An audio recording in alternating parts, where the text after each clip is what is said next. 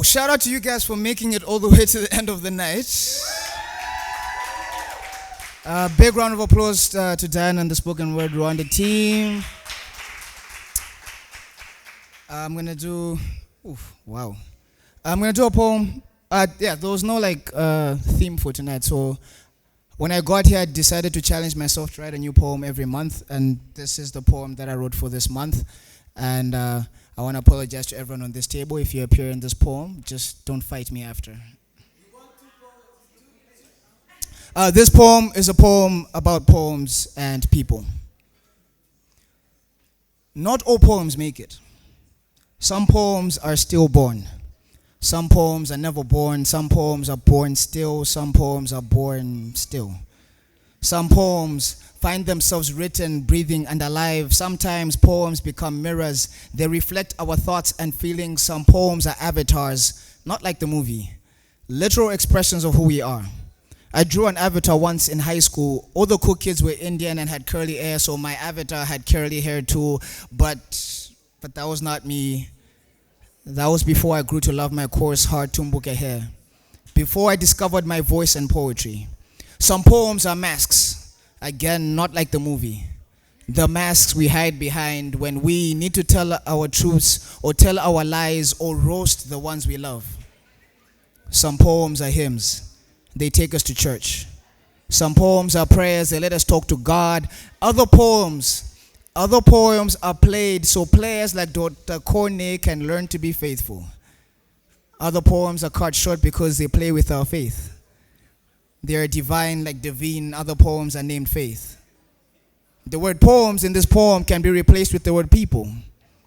Some people make us laugh just like some poems. Some poems make us cry just like some people. But we find ourselves in poems and tribes and in people. Most of my poems these days remind me of my friends. Most of my friends these days appear in my poems. Most of my poems are my friends. Some of my poems bring me friends. Some friends are just like poems. These poems have a life of their own. So some of my poems work late like Claire. Some nights they don't cook like Nick. And they have dinner with friends like Destry. Some days they share about their fears of ever being written like Mims. Or celebrated or clapped for like OG and Mihigo. Sometimes these poems feel like they're on top of the world, like Danny and Nat. They feel like nothing, and I mean nothing, could go wrong or be better than this until it isn't. They crash back into reality.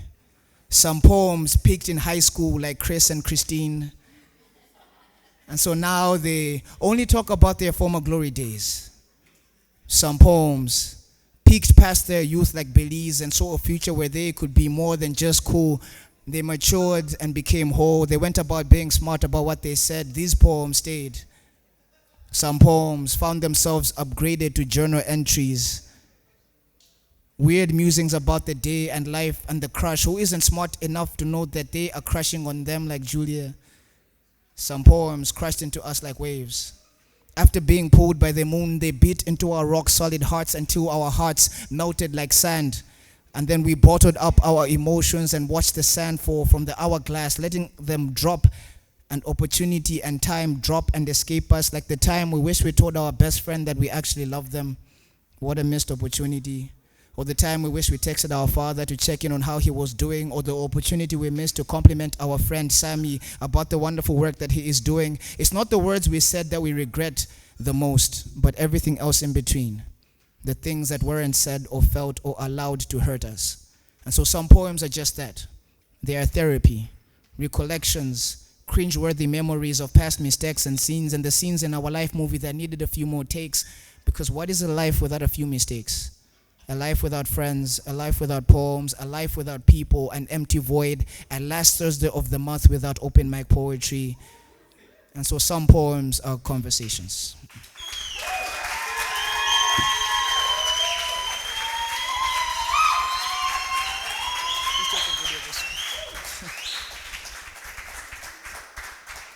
I hope I got the whole table. Did I miss out anyone?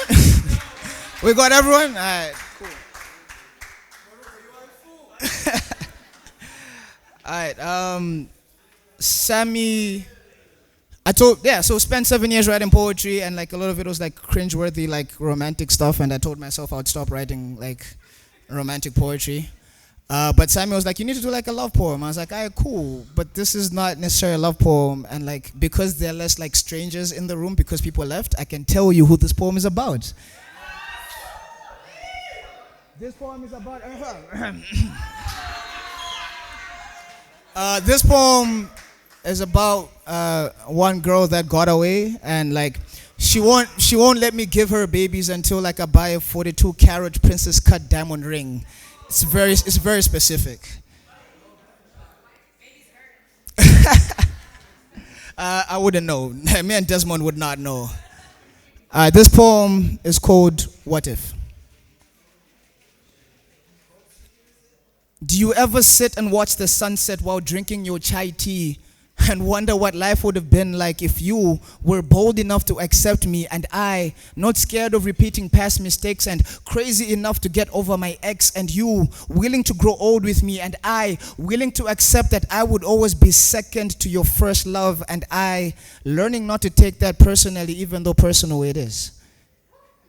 Do you wonder what life would have been like if we translated those 5-hour phone calls to 50 years of marriage and bond and practice and submission to one another forever and happily ever afters and sunrises and sunsets and those butterflies in your stomach? Do you wonder if distance would have gotten in the way? Or would it have been time? I wonder if you forced yourself to let go because I wasn't worth the wait. I wonder if anyone will ever be worth your weight or your while. I wonder if when you crack the hidden messages in my poems, if you still smile. I wonder if this poem is selfish, or if it's a catharsis, a final burying place of coulda, shoulda beens, a tomb, a catacomb, that catalyst effect that brought about that Damien Jr. Gong Marley song, a reminder not to live life in a rush. The past cannot be returned to. Be proud of owning up. The truth will never hurt you. And the truth is, I almost died this year.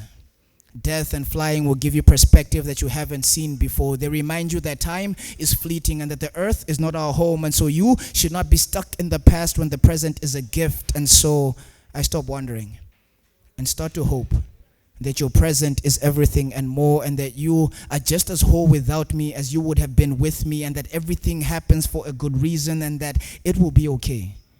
And that chai tea isn't bad after all, even though I prefer chombe.